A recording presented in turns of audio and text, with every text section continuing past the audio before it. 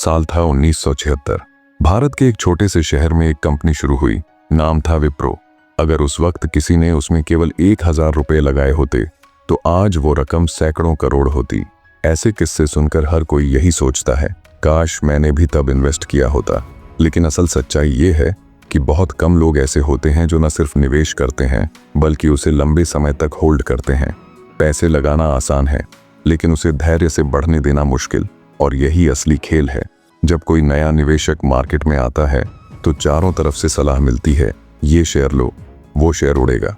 लेकिन समय के साथ समझ आता है कि जल्दी अमीर बनने की चाहत में ज्यादातर लोग मार्केट से बाहर हो जाते हैं। जो लोग समझदारी से मार्केट को सीखते हैं वही लंबे समय में सफल होते हैं, क्योंकि मार्केट में रिस्क उतना नहीं जितना लोग सोचते हैं। असली रिस्क तब है जब जानकारी की कमी हो। अगर तुम्हारे पास एक सही सोच और सिस्टम है तो समय तुम्हारा साथ देता है। मार्केट ऊपर नीचे जाएगा, लेकिन जो सही प्रिंसिपल सीख लेता है उसके लिए हर गिरावट एक मौका बन जाती है। अब सवाल आता है, क्या कोई ऐसा तरीका है जिससे हम निवेश में टिके भी रहें, डर भी कम हो और ग्रोथ भी मिले? इसका जवाब है ETF, यानी एक्सचेंज ट्रेडेड फंड। बहुत से लोगों को लगता है कि स्टॉक मार्केट का मतलब सिर्फ शेयर खरीदना है, लेकिन ETF उससे एक कदम आगे की चीज है।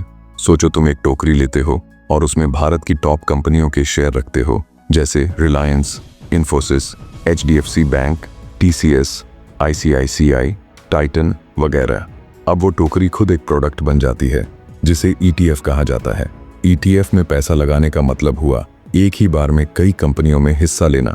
ETF म्यूचुअल फंड की तरह डाइवर्सिफाइड होता है, लेकिन स्टॉक की तरह दिन में कभी भी खरीदा या बेचा जा सकता है। मतलब ग्रोथ भी है और फ्लेक्सिबिलिटी भी। ETF स्टेबल है क्योंकि इसमें तुम किसी एक कंपनी पर नहीं बल्कि पूरे मार्केट पर भरोसा करते हो। जैसे कहा गया है, अमीर वह नहीं बनता जो तेज भागता है, बल्कि वह जो लंबे समय तक टिकता है। ETF तुम्हें टिके रहने की ताकत देता है।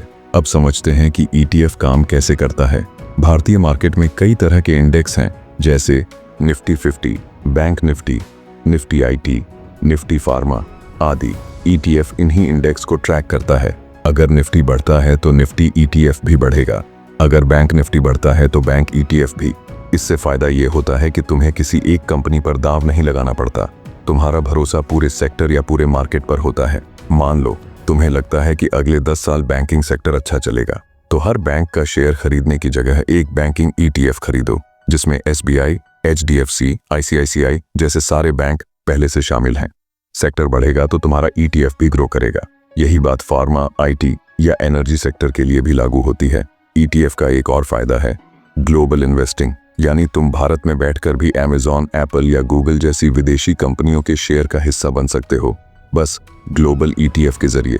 अब सवाल उठता है, कौन सा ETF चुना जाए? इसका जवाब है, वही ETF चुनो जो तुम्हारे विजन और समझ से मेल खाए। अगर तुम्हें भारत की इकोनॉमी पर भरोसा है तो निफ्टी 50 ETF अच्छा विकल्प है। अगर तुम उभरती हुई कंपनियों पर दांव लगाना चाहते हो तो नेक्स्ट 50 ETF देखो। याद रखो, ETF कोई जादू नहीं, ये एक जहाज है। मंजिल तक पहुंचना तुम्हारे धैर्य और डिसिप्लिन पर निर्भर करता है। ETF तुम्हें रातों रात अमीर नहीं बनाएगा, लेकिन यह तुम्हें स्थिर ग्रोथ देगा और मार्केट के उतार चढ़ाव में भी सुरक्षित रखेगा। ETF इन्वेस्टिंग पेशेंस, कंसिस्टेंसी और डाइवर्सिफिकेशन सिखाता है। ये 3 चीजें हर सफल निवेशक में होती हैं। अब बात करते हैं एक कंसेप्ट की, ट्रिपल कंपाउंडिंग, यानी पैसा अपने लिए 3 बार काम करे। पहला, जब तुम ETF में निवेश करते हो वो खुद ग्रो करता है। दूसरा, अगर तुम उन ETFs को प्लेज करके कुछ मार्जिन पाते हो और उस पैसे से स्ट्रेटेजी के साथ ट्रेड करते हो तो तुम्हें और रिटर्न मिलता है। तीसरा, उस मुनाफे को दोबारा निवेश करके कंपाउंडिंग को और तेज किया जा सकता है। बस ध्यान रहे, लेवरेज हमेशा समझदारी से इस्तेमाल करो। गलत डिसिप्लिन से यही सिस्टम खतरनाक बन सकता है। नियम हमेशा याद रखो, कभी भी स्थायी पूंजी को अस्थायी भावनाओं के लिए रिस्क में मत डालो। ETF इन्वेस्टिंग की एक और खासियत है, इसमें प्रॉफिट बुकिंग की आज़ादी। मतलब कब निकालना है और कब रुकना है ये तुम तय करते हो। अगर कोई ETF 20 से 25% तक बढ़ चुका है तो थोड़ा प्रॉफिट निकालकर बाकी पैसा चलने देना बेहतर होता है। इसी को कहते हैं सीड बचाओ, जंगल बढ़ने दो। मार्केट हमेशा एक जैसा नहीं रहता, कभी बैंकिंग आगे होगा, कभी IT, कभी फार्मा। इसीलिए समझदारी यही है कि जिन सेक्टर्स ने बहुत रिटर्न दे दिए हैं उनमें से थोड़ा निकालो और उभरते सेक्टर्स में लगाओ। पैसा हमेशा घूमता रहता है, वही रोटेशन ही असली वेल्थ क्रिएशन है। और सबसे जरूरी बात, कभी डर में मत बेचो। अगर मार्केट गिरता भी है और तुम्हारा ETF किसी मजबूत इंडेक्स को ट्रैक कर रहा है तो होल्ड रहो, क्योंकि ETF हमेशा रिकवर करता है, बस समय दो। जो लोग गिरावट में डर जाते हैं वे मौका गंवा देते हैं, जो लोग टिके रहते हैं वही लंबे समय में पैसिव इनकम और स्थिर ग्रोथ पाते हैं। धैर्य, सिस्टम और समझ, यही 3 चीजें ETF इन्वेस्टिंग की असली ताकत हैं, क्योंकि पैसा सिर्फ बढ़ाने से नहीं, बनाए रखने से वेल्थ बनती है।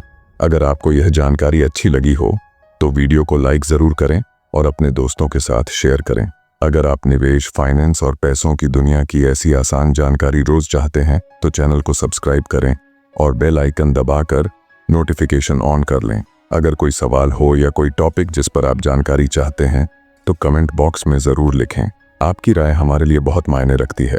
धन्यवाद और जल्द मिलते हैं अगले वीडियो में।